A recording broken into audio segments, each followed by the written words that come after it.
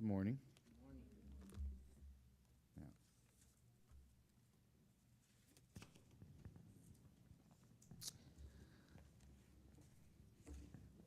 Yeah. I'm very thankful to be here today, and I'm very thankful that y'all came to be here today. I know there's so many things that you could be out doing, and you're not. You're here in the household of God to give your time uh, to learn, and I appreciate that. So I want to get started with a little bit of a catch up. We've been going over the Gospel of John. Now, John's Gospel is slightly different than the first three Matthew, Mark, and Luke, called the Synoptic Gospels.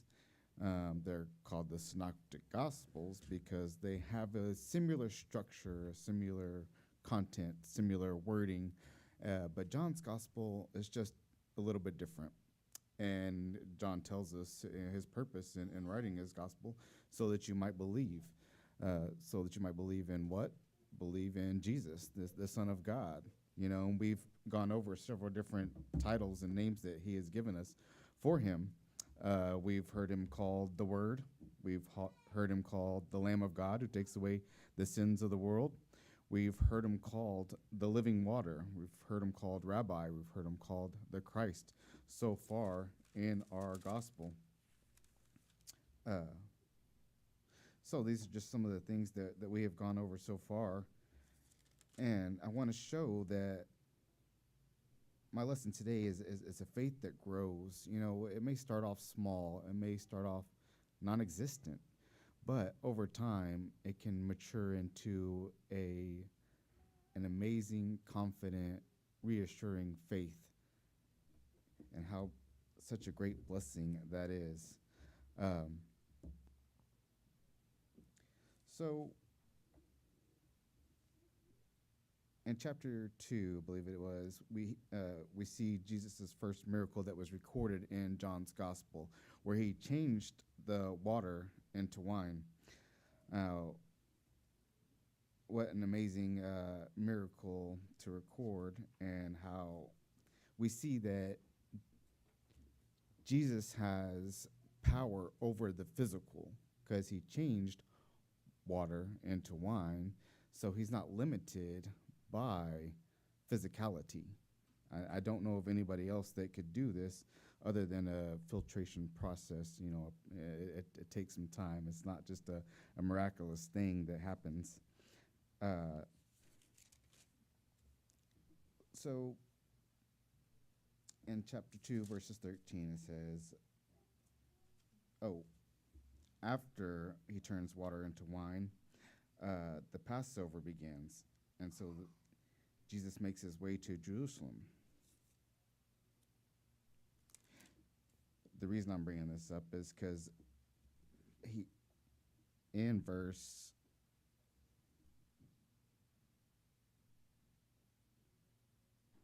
23, chapter 2, verses 23 says, now when he was in Jerusalem at the Passover, during the feast, many believed in his name, beholding his signs which he was doing. So we don't know the signs that he was doing in Jerusalem, but he must have been doing some signs. One of the signs that is recorded is clearing out the temple. Now, is this a sign?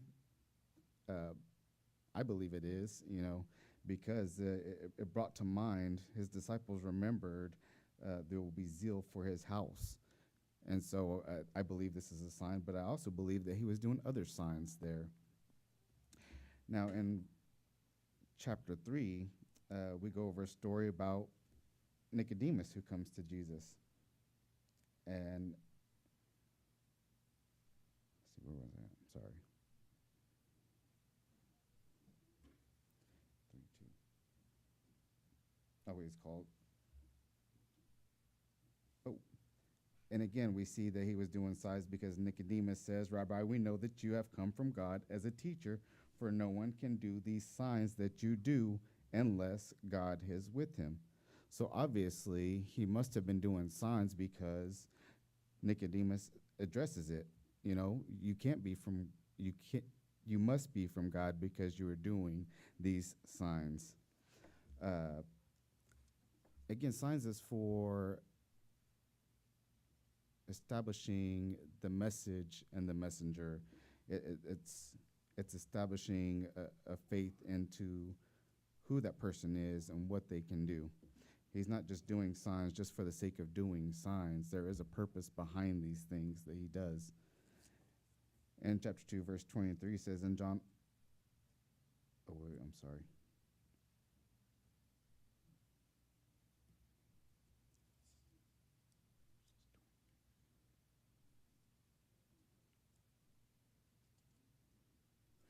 Oh, one of the famous verses in John chapter 3 is verse 16. For God so loved the world that he gave his only begotten Son, that whosoever believes in him shall not perish but have everlasting life. One of the problems with this verse is how big is the world? Pretty big. How big did the Jewish people believe that world to be? Pretty small, because they thought it was just for a Jewish background, you know. And we're going to learn today, I believe one of the reasons why this miracle was recorded is he's showing he's going outside of just the Jews. And we started it in chapter 4 with going up into Samaria. So we're in chapter 4, and Jesus is talking to the Samaritan woman. Now, he gives her some information that nobody knew about. And she didn't come to believe instantly, but after getting some information from Jesus that nobody else could know. And she goes and gets other people and tells them, you know, come see a man. Is this not the Christ? Now, how amazing is that? That she didn't believe, then she did believe, and then she went and got others so that they might believe. In verse 39, in chapter 4, it says, and from that city many of the Samaritans believed in him because of the word of the woman who testified, he told me all things that I have done. And we continue on. Verse 40 says, so when the Samaritans came to him, they were asking him to stay with them, and he stayed there 2 days. Verse 41, and many more believed because of his word. And they were saying to the woman, it is no longer because of what you said that we believe, for we have heard for ourselves and know that this one is indeed the Savior of the world. Verse 43, and after the 2 days, he went forth from there into Galilee. So we have Jesus who's in Jerusalem. He's traveling up. He's going through Samaria. And he comes to Galilee. Verses 44 says, for Jesus himself testified that a prophet has no honor in his own country. So when he came to Galilee, the Galileans received him, having seen all the things that he did in Jerusalem at the feast, for they themselves also went to the feast. So again, he's traveling, he's going through Samaria, he's in a city called Sychar, and I actually didn't know that until I backtracked, and it's mentioned in verse 5, chapter 4. But he doesn't necessarily go straight home, because in Galilee, where a lot of his base of operations is Capernaum, around the sea. But he goes up to Sychar and to Samaria, and then Cana, which is a little bit further north, but it's not directly towards his home or his base of operations that he's been doing most things. In verse 46, this is where my lesson actually picks up. He came therefore again to Cana of Galilee, where he made the water wine. And there was a certain royal official whose son was sick at Capernaum. Now remember, Jesus is in Cana of Galilee, where he made the water into wine. And there's a certain royal official whose son was sick at Capernaum. We don't have the name, and we don't know what type of royal official this is, and so there's been a lot of speculation of who this was and what he did. But one thing we know is that Jesus is in Cana, and there is a royal official there whose son was sick in Capernaum. Capernaum is actually researched it, it's somewhere around 20-ish, 20 to 30 miles, depending on the route, depending on the elevation of how you get there. So, uh, verse 47 says, when he heard that Jesus had come out of Judea into Galilee, he went to him and was requesting him to come down and heal his son, for he was at the point of death. Now, this is amazing because this man just hears that Jesus is in Galilee. And we don't know if he's seen the miracles that he's been performing. We don't know what exactly this man knows, other than he knows that Jesus is there in Cana, and he goes and requests him. Now, we know that this man is a royal official, and how many royal officials, how many people in position of power do you know go and request a presence of a carpenter? I mean, that's pretty amazing request, right? I mean, I don't know about you, but I don't see that too much today. Um,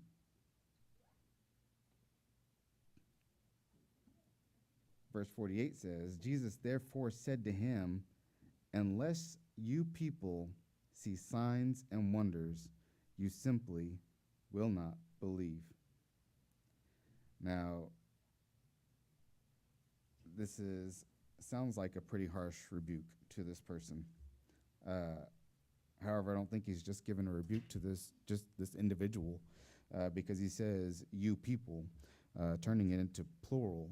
So it's not just for him, but it's for the people around him. You know, unless you see signs and wonders, you will not believe. And so, how many signs and wonders must a person see to finally believe? Obviously, he did the one sign of turning water into wine, because we've read about it, but we also read about he did signs in Jerusalem.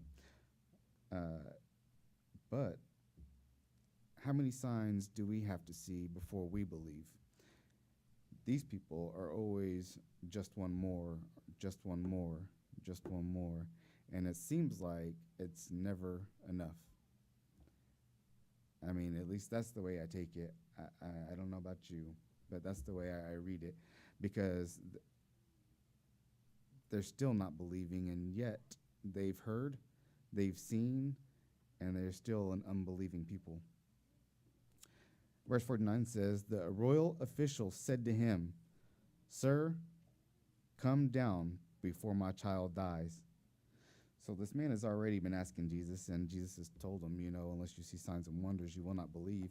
And yet the royal official is there begging him, imploring him, please come before my son dies.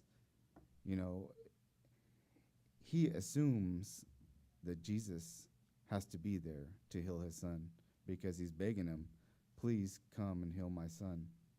I mean, I probably would be in the same boat, you know, please. I've seen you do things. I've heard that you've done things. We don't know exactly what this man has seen and what this man has heard, but I would be in that same boat. Yes, Ian. But this higher official, you know, he has the power and, you know, the connections to call upon somebody else greater than, he said, you know, a carpenter, somebody who is, you know, a carpenter. He had probably positions, you know, or anything at the tip of his fingers when he called on Jesus. So he probably had some belief, you know, prior to what he was doing, that this man is the Son of God, you know? Yeah, absolutely. Absolutely. I agree. It's interesting that we have recorded that he is a royal official, because what it means is this man has position, this man has prestige, he probably has money, you know, and he could probably get whatever he wanted and whatever he needed, but his resources had ran out, and he was desperate. He was very desperate for a situation, and he heard, I'm sure he heard about this man, because we read about it in verse 47. He heard that Jesus had come out of Judea into Galilee. So we just hear that he's there, and he goes and he seeks him out.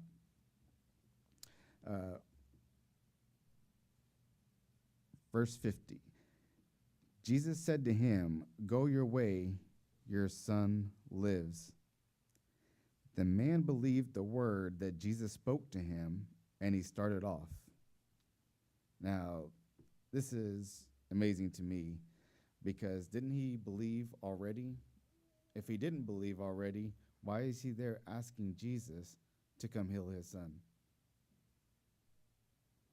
Right?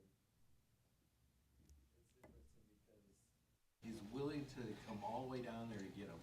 Somebody said, "Hey, Jesus is down there," and he goes. And just on his word, like, okay, he's gonna live, go. And he's like, all right, I'll go home. It just seems so like such a big trip to get there, and just turn around, and go home. Absolutely. It is a big trip. Like I said, it was 20, 30 miles. So this man, in essence, ran a marathon to get there. I don't know if he was actually running, but if my son was at the point of death, I would probably be running. And this is at least a day's travel back in this time. And man, I would definitely do it. I don't know about you, as far as parents, aunts, uncles. If you had a, yes, Kind of hits home because it's like my son, I had a talk with him the other day, and it was like I didn't have to see a sign because I know God's love, you know, and I know He does too. But how these people have to see signs, that's just like I didn't have to see a sign, you know. I just knew. Well, now I know, you know. But I know that God saved me from death before too, you know, and I know He can do it for anybody else. I don't know if that's a sign or if that's faith, but I believe that's through God's love anything's possible. absolutely, absolutely. And thank you for sharing that. So this man believed the word that Jesus spoke to him, and he started off. Like, there's been many a times where I'm not sure if I believed in when people tell me certain things. Just because somebody says it, I'm not ready to believe as soon as they say something, and especially when it comes to the health of my child. Am I willing to take somebody at their word? I don't care if you're a doctor or not. you know, I'm a little hesitant to believe as soon as somebody says the word. Verse 51 says, "And he was now going down, as he was now going down, his slaves met him, saying that his son was living." So he gets met along the way. He's journeying home, and his slaves come and say that his son was living. Verse 52 says, "So he inquired of them the hour when he began to get better. They said, therefore, to him, yesterday, at the 7th hour, the fever left him." Now, I don't know. When I was reading this, I was like, wait, yesterday? I don't know how long it takes to make this journey, but it seems like it took him longer to get home than it probably could have or should have. I mean, I don't know what the circumstances was, but as soon as my child would have, I mean, as Jesus said the words that your son is living, I probably would have turned and went home right then and there. However, I don't know the circumstances of the time. Maybe we'll get to that. Verse 53 says, "So the father knew that it was at that hour in which Jesus said to him, 'Your son lives.' And he himself believed, and his whole household." Mm. So again, didn't he already believe? Because he's already imploring, he's requesting, he's asking Jesus to heal his son.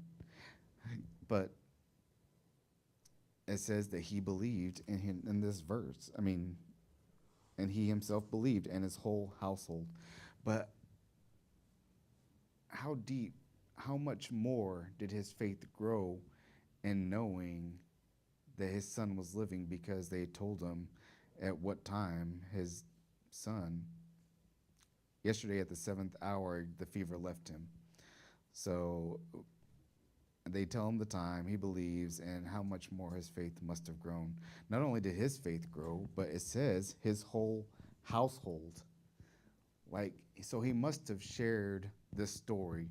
He must have shared what was going on. And they had to have believed after he had shared this story, because they don't know what's going on. Yes, Reggie. I always kind of looked at it as, you know, when a lot of us believe, you know, we come in first time saying that we believe and we sit here. But then it's like when you actually take the time to dive into the scripture, finally, you know, and it's always been, as like Joshua mentioned, it's a heart condition. Some of us need a sledgehammer, some of us need a little prick.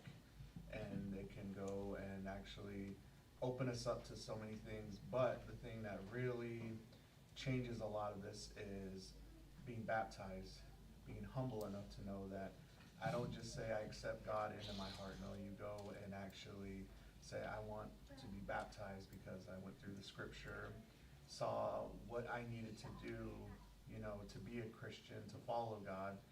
And usually, sometimes most people are the first ones in their families.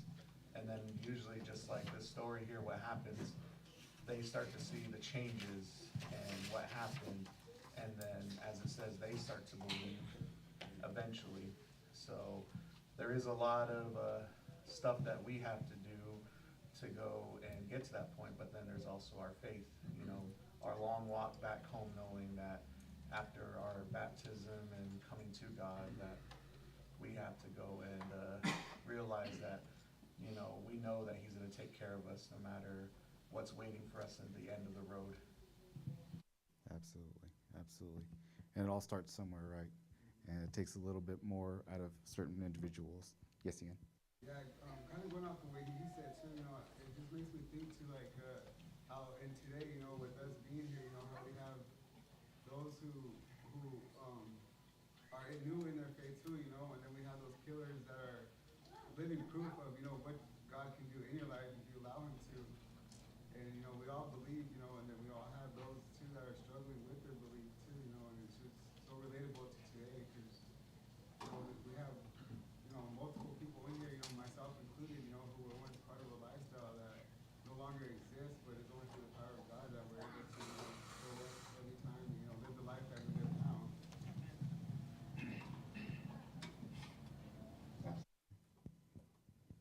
Thank you so much for, yes. Think about that family, his whole household beliefs. They don't know yet. It's such a distance that the son is healed. He heals. And they're like, go send a servant to stop him. We don't need Jesus anymore. Yeah. But then they find out, he tells them the story. No, he said he's fine.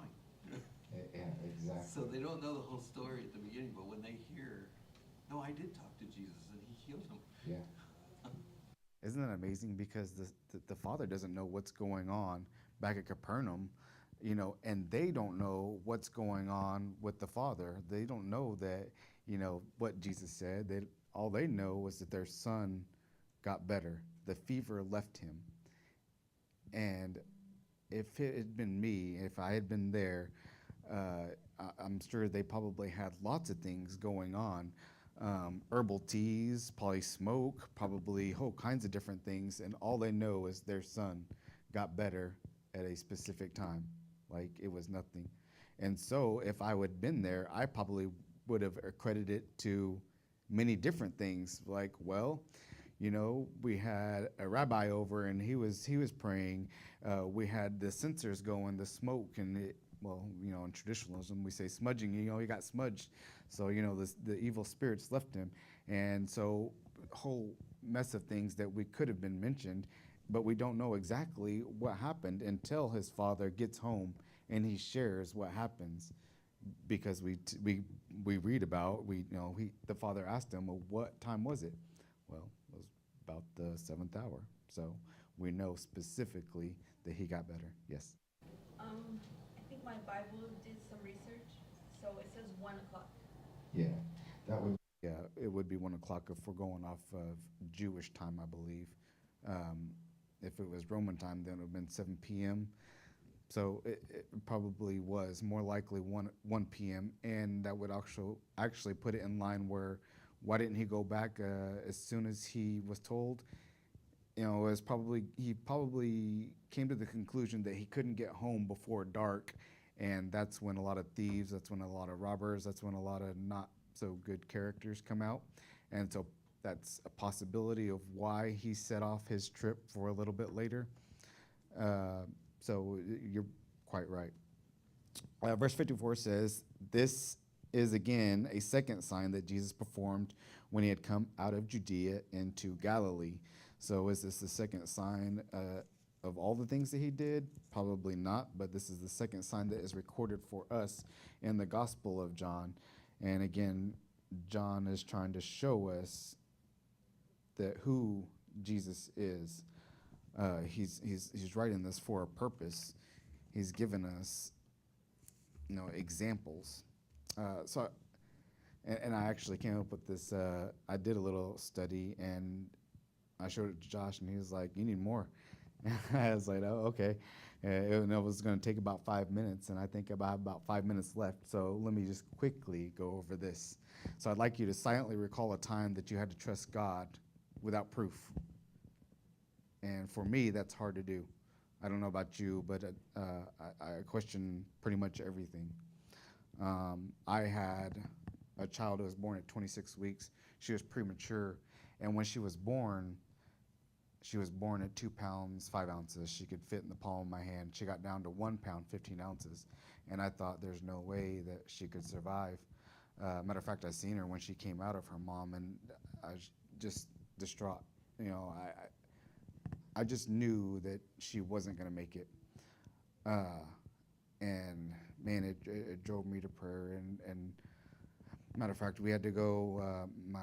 She got flighted to a bigger hospital where they could take care of babies in her condition, a neonatal intensive care unit, where she spent a long time.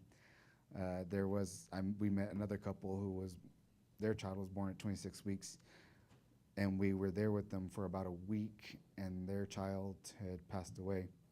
And I thought, well, if their child passes away, then, you know, what's going to happen to mine? Well, fast forward, my daughter is now 20 years old. She used to have a feeding tube, a G tube. She used to have a tracheotomy. She no longer has any of that, and she now is living a pretty healthy lifestyle. And I am thankful to God that God can do anything. It doesn't matter what we believe and what we think. You know, God is an amazing God, and he does so many great things. So, but imagine a parent sitting beside a hospital bed watching their child struggle for every breath. The beeping of machines becomes the soundtrack of their prayers. In that moment, nothing else matters. Not status, not wealth, not reputation. All that matters is hope. This is where we meet the royal official in John chapter 4, verses 46 to 54, a man of influence and yet utterly powerless to save his dying son. His journey to Jesus is not just a physical trip from Capernaum to Cana. It's a spiritual journey from desperation to deep, life-changing faith. Faith often begins in crisis. The royal official's faith journey starts with a problem he cannot solve. Position and power could not heal his son. Human resources had reached their limit. Sometimes God allows us to face situations where our only option is to turn to him. Crisis strips away self-reliance and forces us to seek divine help. Don't despise the moments of desperation. They can be a gateway to a deeper faith. Ask yourself, where am I relying on my own strength instead of seeking Jesus? Faith grows by trusting his word. When the royal official begs Jesus to come to Capernaum, Jesus simply says, "Go your way, your son lives." There's no dramatic touch, no visible proof, just Jesus' word. The man believed his word and started walking home. How amazing. This is the turning point. Faith is not just believing Jesus can do something, it's trusting that his word is enough even before we see the results. True faith doesn't demand signs before obedience. He didn't know that his son was better. He just took Jesus at his word and started off home. We grow spiritually when we act on God's promises before we see the outcome. Faith is confirmed through God's work. On the way home, the official's servants met him with the news that his son was living. When he asked about the time of recovery, it matches exactly when Jesus spoke the word. This confirmation deepens his faith, not just the miracle, but in the person of Jesus. The text says he himself believed and his whole household. God often confirms his word in ways that strengthen our trust. Our testimonies can lead others, even our whole households, to faith. Faith that transforms. The official's journey shows us that 3 stages of faith: a desperate faith, seeking Jesus because of a need; a confident faith, trusting Jesus' word without immediate evidence; and a mature faith, believing in Jesus not just for what he does, but for who he is. So, where are you in your faith journey today? Are you in a crisis, just starting to seek Jesus? Are you walking in obedience, trusting his word without yet seeing the answer? Are you living in the fullness of mature faith, leading others to believe? I think we're all in different walks in our life and in our spiritual journeys, but one thing we can all do is share what God has done in our lives, and sometimes that is enough to at least get people to open up to the possibility. So faith grows when we take Jesus at his word and we walk in obedience even before we see the miracle. And thank you so much. That's my lesson for today. Appreciate it, guys.